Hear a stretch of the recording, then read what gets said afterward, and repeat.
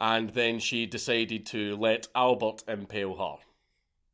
Yeah, a lot more than just Albert's glove ended up on the floor because of that duel. What it is, guys? It's your boy BlastphamousHD. Today we're here to check out a video that you guys have sent to me personally. It's called The Singing Sword Fighting Sex Hound. If you guys want to watch the original video, it's by none other than Count Dankula. Make sure to check out his channel. Let's do this. Embrace freedom and pursue their own goals. But every so often, a strong, independent woman would emerge and shake polite, male-dominated society to its core. And occasionally, a woman would emerge who would take these things to the extreme. A woman who travelled across the land, carving out a path of fiery destruction, sword-fighting men and winning, and making a name for herself while being fueled by nothing other than absolute horniness. Julie Daubeny, also known as La Mopane.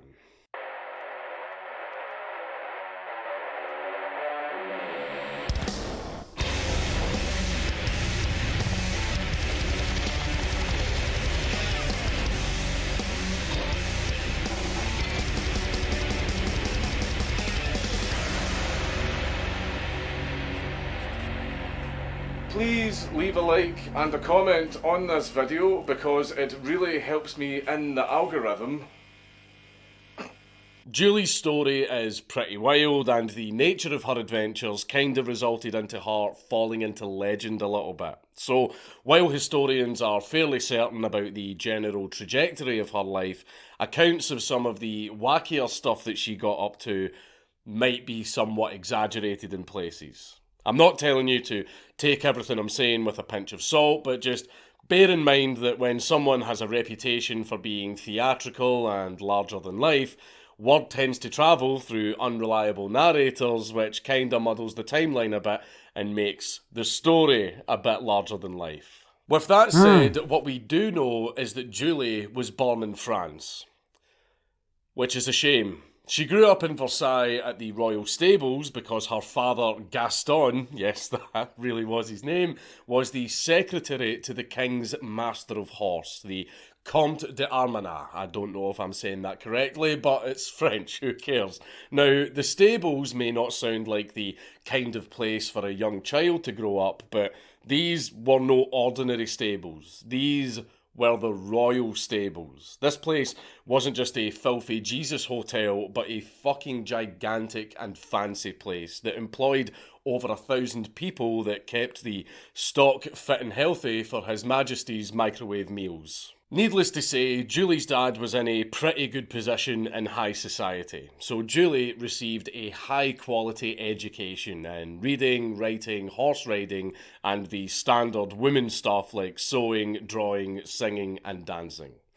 However, in addition to working for the Master of Horse, Julie's dad was also in charge of training court pages, so Julie went to school with the boys, and amongst other things, she learned the joys of gambling, drinking, and fencing.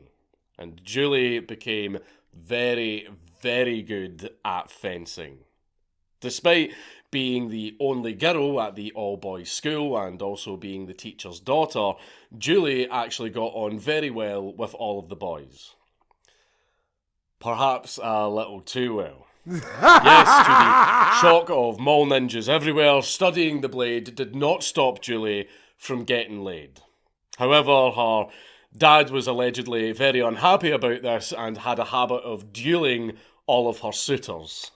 Oh my God. Yeah, her father found out about female nature the hard way. Delicious. He's right outside. He is? Yeah, he wanted to meet you. I'm from Germany, and I will tell you, you are not monsters anymore. Oh no, I am actually. However, despite her dad's best efforts, Julie eventually got into a relationship that he couldn't do anything about. Julie decided to make a 4D chess move and started fucking her dad's boss. That's right, Julie became the Comte's mistress at the age of 14. What? The Comte was in his 40s, married with 14 kids, the oldest of whom was a decade older than Julie, and he was now having an affair with a 14-year-old girl. What? Because French. Ah! Now, that sounds bad, and it is, so you will be glad to know that this affair was very controversial. Unfortunately, not for the reason that you would think. The scandal that arose from this wasn't because of the adultery or because of Julie's age, it was because she wasn't married. Because adultery is a sin. Sometimes, because apparently in France, cheating on your spouse with a Adultery is a sin! Sometimes. literal child is completely fine as long as you put someone else's ring on it first. Because French. So yeah, the Comte was quick to find Julie a husband in order to protect his good name. However, some sources say that Julie was married off by her father, who hoped that setting her up with the most boring man he could find would calm her down a bit. Either way, every attempt that was made to rein Julie in failed miserably. Now, since a wedding is a very monumental and life-changing event, I should probably tell you all about Julie's new husband. However, all we really know about him is his name, Sieur de Maupain. I know that sounds odd because, after all, you would expect the man that Julie married to have a pretty big presence in her life, but the truth is, he was just a formality. It was just a complete marriage of convenience. Sieur de Maupain was basically just there to tick a box. Just not Julie's box. I know that all of this sounds very stupid and absurd, but it was actually a very common thing back then.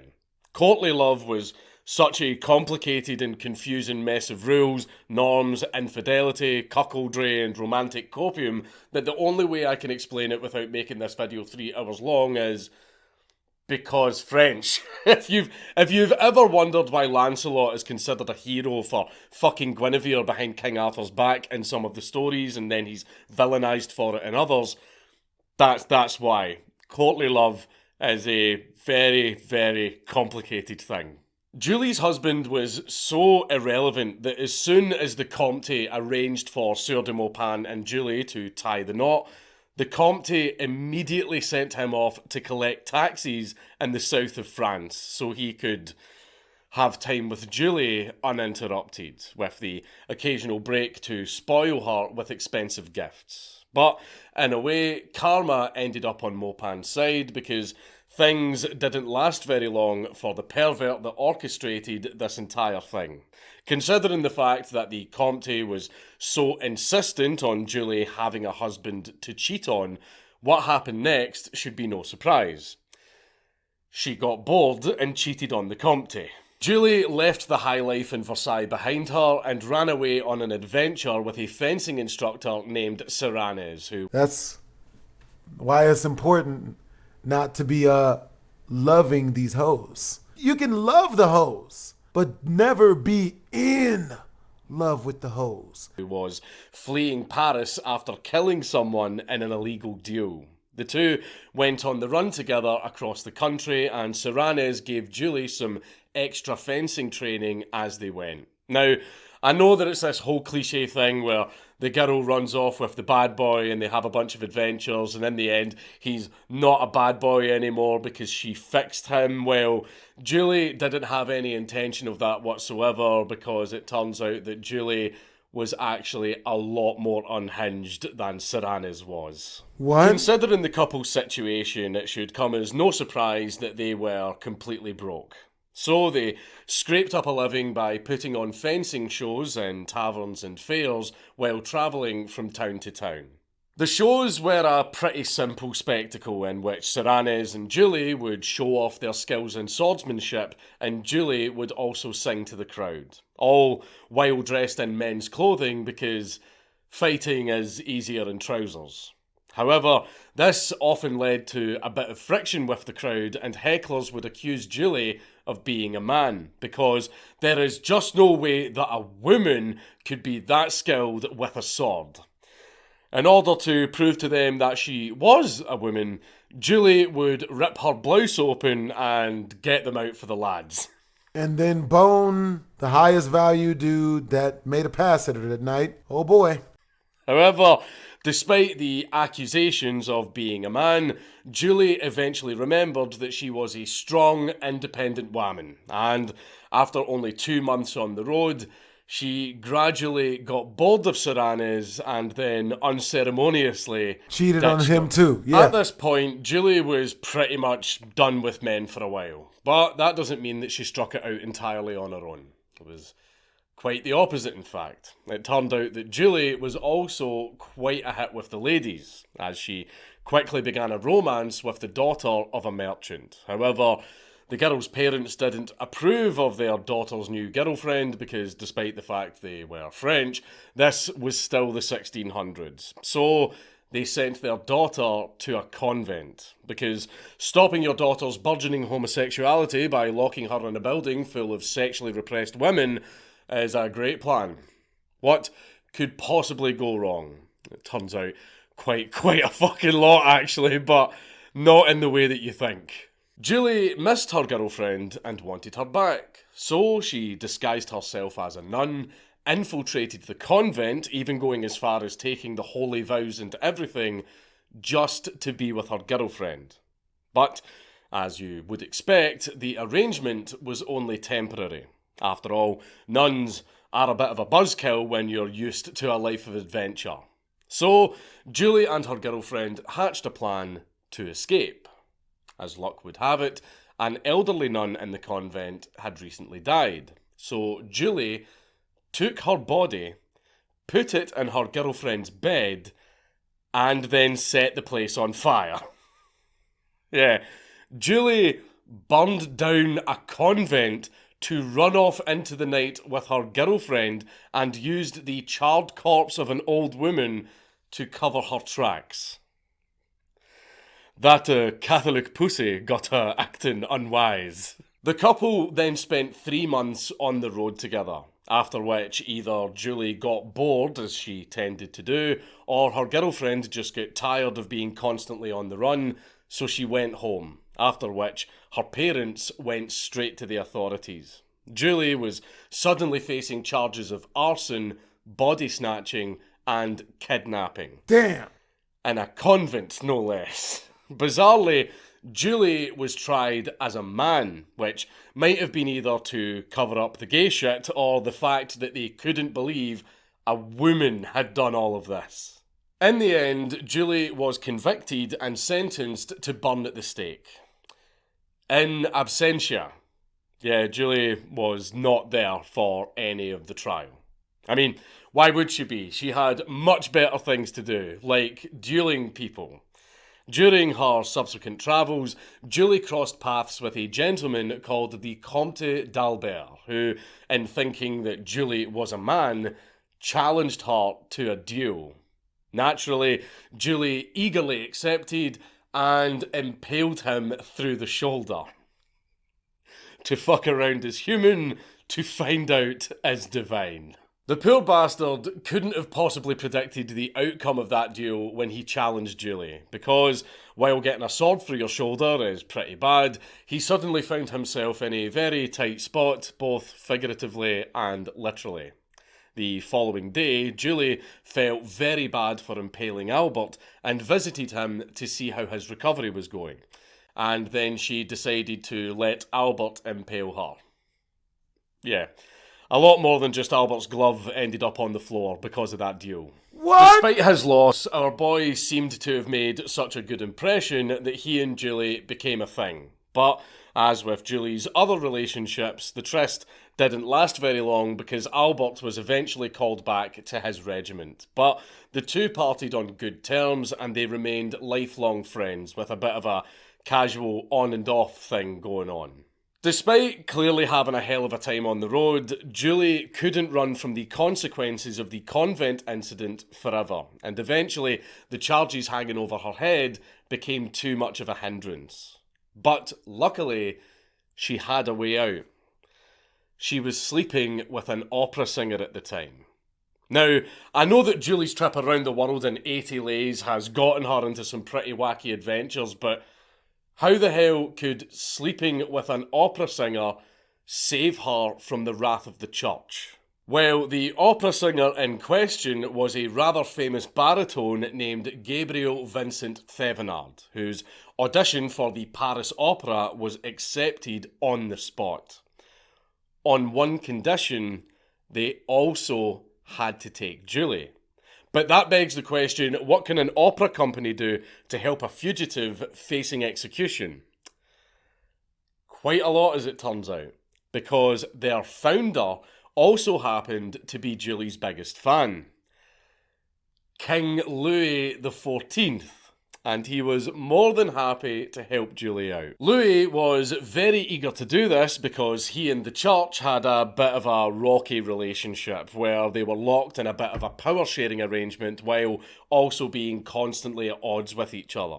Therefore, Louis used artistic patronage to his advantage. He basically sponsored loads of artists to make himself look good and essentially bribed them into not making subversive or embarrassing material about him, while low-key making propaganda against the church.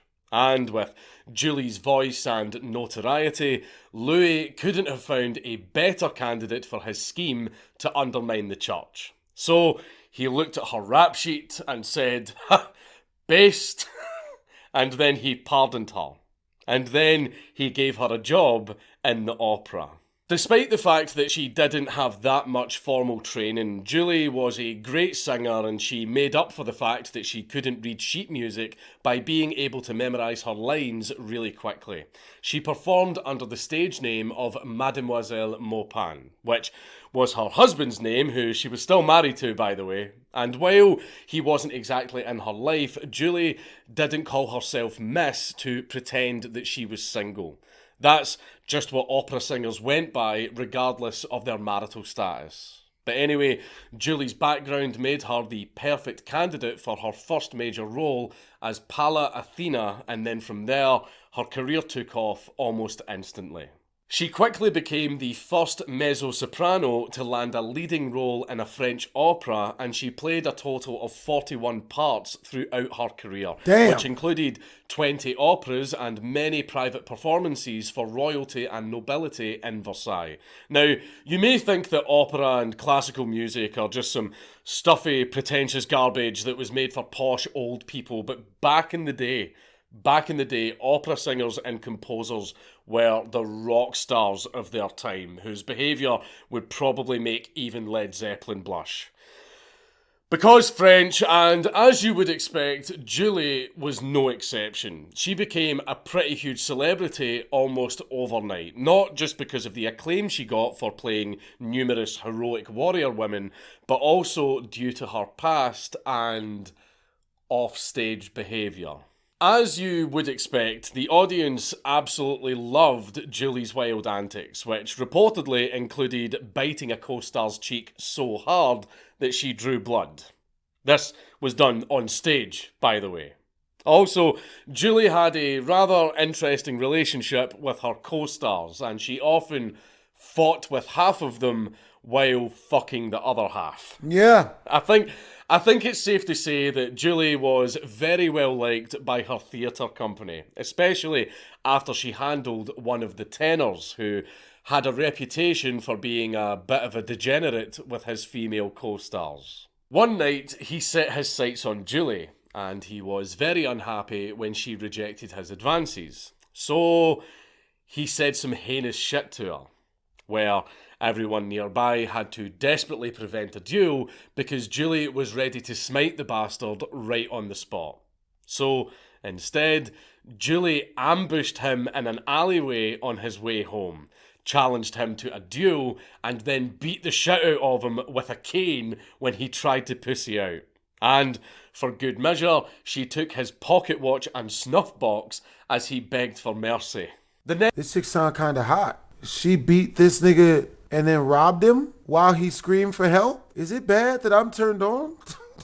I know I have issues, but goddamn, my issues are that bad. What turned on my crazy bitches?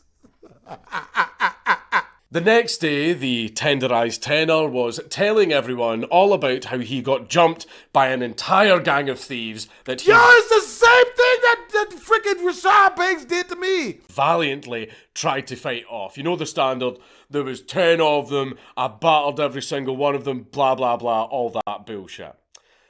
Unfortunately for him, just as he was telling this story, that's when Julie arrived. She then announced to everyone that his story was complete absolute bullshit, and then to prove it, she gave him his stuff back in front of everyone. Oh! How did she get away with all of this? It's not as if people were particularly accepting of Julie's sexual lifestyle in those days, and for the most part, they weren't.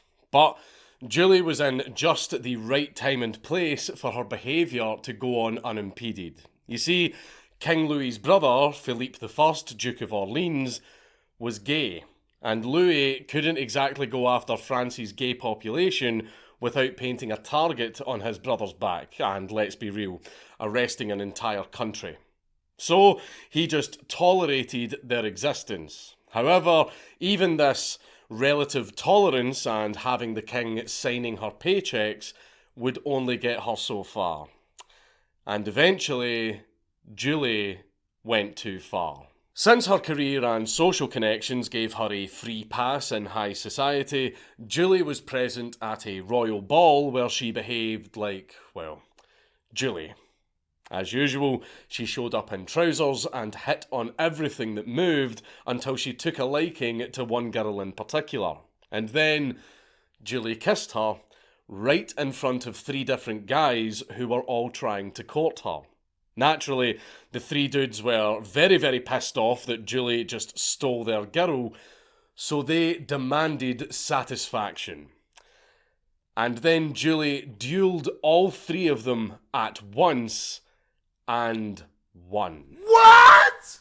Now, that sounds like a pretty standard night for Julie, who certainly thought as much because she just casually went back to the party, blissfully unaware of just how much trouble she'd gotten herself into. You see, Julie's little stunt here was a very big no-no.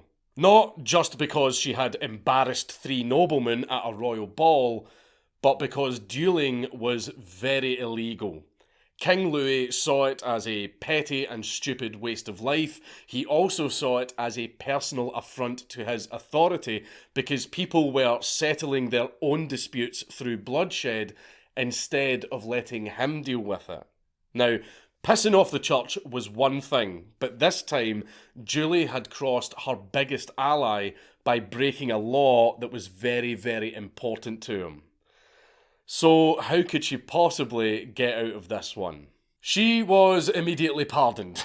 Better start offering up some blowjobs, bitch. Ha ha! Better start sucking dick for money. You know what I'm saying? Yeah, Louis pardoned her anyway. Instead of enforcing his own rules and making Julie deal with the consequences of her actions, he pardoned her because allegedly, after hearing that she defeated 3 men in a duel all at the same time, King Louis found that really fucking funny. so funny. That is funny. That he got her off on all of the charges because technically, as written, the law only applied to men. However, some sources also say that Philippe, Louis's brother, actually convinced Louis to drop the charges. Either way, in the aftermath of that party, Julie somehow managed to get off in pretty much every sense of the word. Despite having finessed her way through that loophole, Julie fled the country anyway because while she was out of any legal trouble, the scandal was a bit too much for her to handle this time. But at least she was free. And not only was she free, but she was also out of France. She had the perfect opportunity to start a new life in a non-garbage country. So, where did she go? Did she seek out all of the men's Wiener Schnitzels in Germany? Did she cook it a pizza over in Italy? Pornhub? No, she went to Belgium. Fucking Belgium. She could have left France for anywhere in Europe, but she picked literally the only country that was a downgrade. While laying low in Brussels, Julie passed the time by having an affair with the Elector of Bavaria, Maximilian II Emmanuel, because it seemed like Julie and royalty are literally joined at the hip. In many different ways. She also managed to continue her singing career because Dollar Store Paris had an opera scene where she played Carthage's favourite femcel, Queen Dido, in an opera about the Trojan hero Aeneas.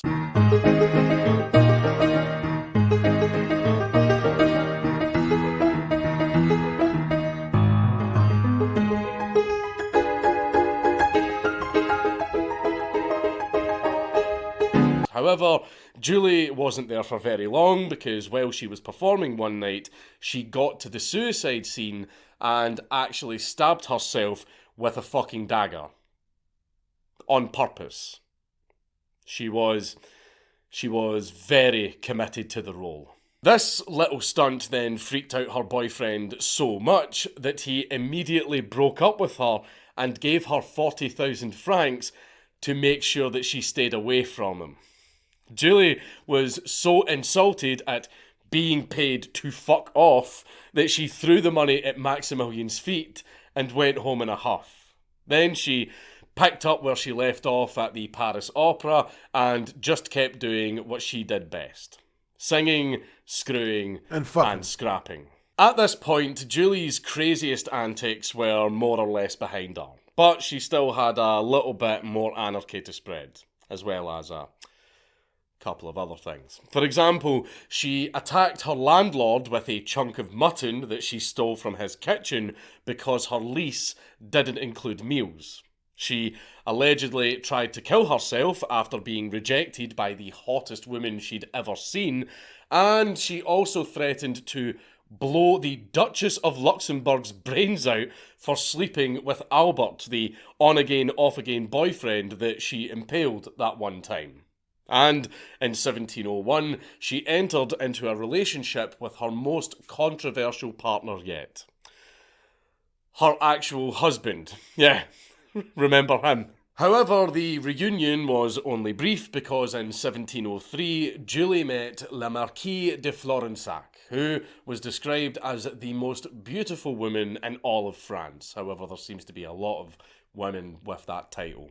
But anyway, Le Marquis de Florensac was also a bit of a thought. So she and Julie had plenty in common, and they ended up falling deeply in love. So deep, in fact, that after a noncy sugar daddy, a husband, a nun, a prince, half a theatre company, and an absolutely heroic amount of trial and error, Julie finally found the one. She hung up her sword, and she settled down. But sadly, the domestic bliss only lasted for 2 years, because La Marquise de Florensac fell ill with what is believed to have been puerperal fever, and she died 2 days later. Having lost the love of her life so quickly and abruptly, Julie was absolutely devastated, and she immediately left the opera, where, in true Julie fashion, she sought comfort in the arms of one last man. The Lord. That's right. She joined a convent again. Julie actually became a nun for a second time, except this time it was for real. There was no daring breakout, no inciting an orgy with her fellow nuns, and no fighting with anyone who looked at her funny. Julie had decided to retire and mend her broken heart in peace. Now, I know that forgiveness is a very powerful thing, but her first time in the confession booth must have been really awkward. She also must have been in there for a very fucking long time. Unfortunately, Julie died just a couple of years after her retirement. In 1707, she passed away at the age of only 33, or 37, The depending fuck? on who you ask. Despite the fact that this has a bit of a downer ending, it shouldn't come as a surprise that Julie's story has inspired numerous retellings over the years, including multiple plays, movies, a ballet, and most notably, a novel by Théophile Gautier called Mademoiselle de Maupin. While the book was inspired by Julie's life, the author basically just took some names and basic traits, turned the cross-dressing up to 11, and ended up writing a work of complete fiction with some Shakespeare and extra gay thrown in there for good measure. Ironically, most of Julie's actual story probably would never have happened if she hadn't got married just before her adventure started. This is because married women were generally much freer back then on account of the fact that they didn't have to worry about towing the line until they found a husband.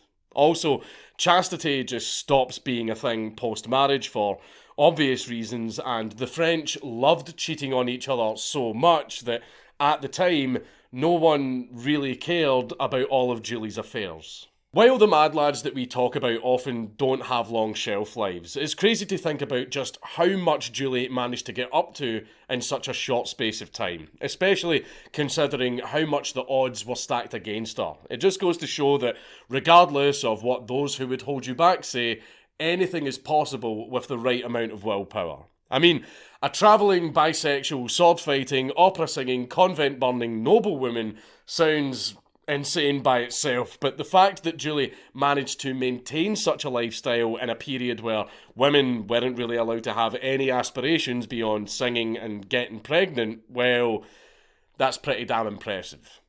And although she may have been a thought, at least she was a funny thought.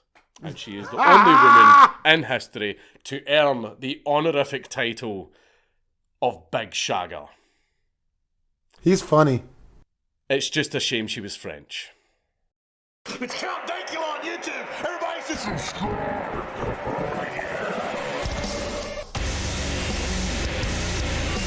Hope you guys enjoyed the video. If you did, make sure to comment, like, and don't subscribe. Twisms.